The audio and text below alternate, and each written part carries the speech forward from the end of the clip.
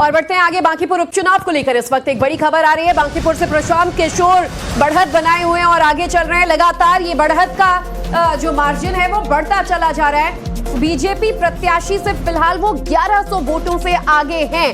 तो बड़ी खबर देखिए, बांकीपुर सीट से प्रशांत किशोर शुरुआत से ही बढ़त बनाए हुए हैं और 700 का जो मार्जिन था 727 का, वो बढ़कर 1100 तक का पहुंच गया है।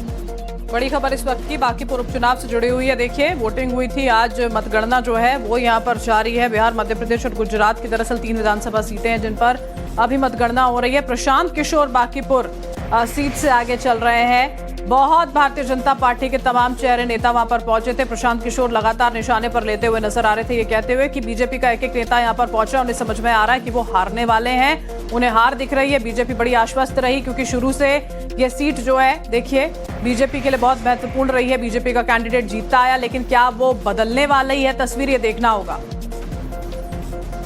और साकेत हमारे साथ इस वक्त जुड़ चुके हैं, लाइव सीधा उन्हीं का रुख कर लेते हैं। साकेत, 1100 वोटों से अब प्रशांत किशोर आगे चल रहे हैं, बढ़त लगातार बनाए हुए वो।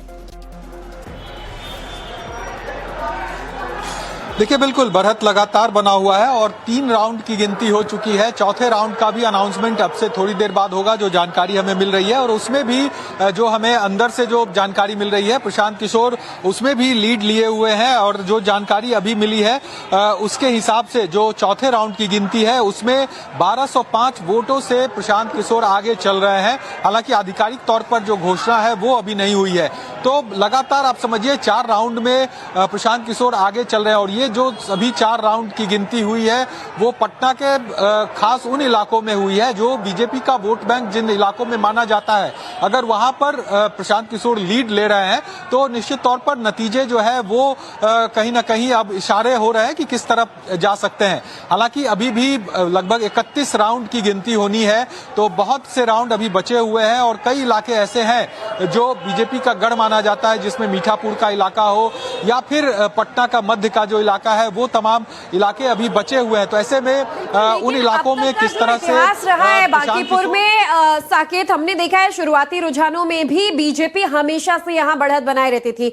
नितिन नवीन की ये सीट, और ऐसे पुश्तैनी कहें तो गलत नहीं होगा क्योंकि उनके पिता भी यहां से विधायक हुआ करते थे, वहां बीजेपी आखिर बाजी हारती क्यों नजर आ रही है?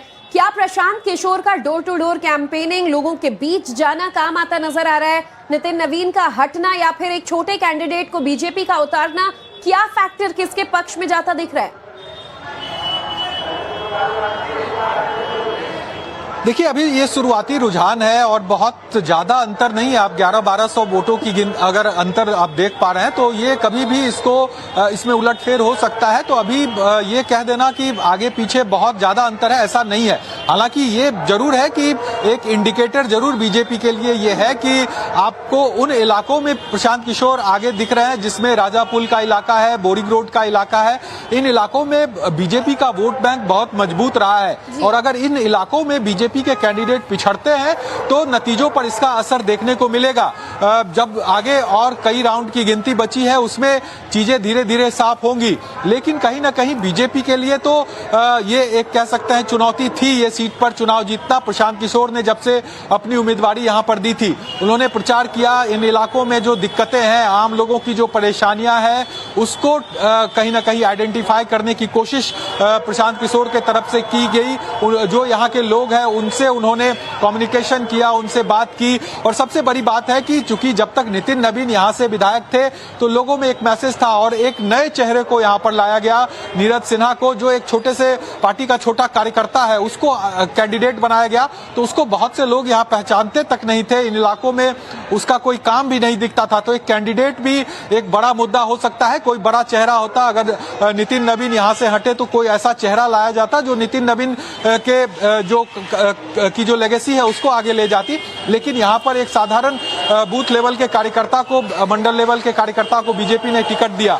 तो ये भी एक विशेष तौर पर जो मुद्दा है वो बन गया, क्योंकि प्रशांत किशोर कहीं ना कहीं एक वेल नोन फेस थे, सब कोई उनको जान रहा था।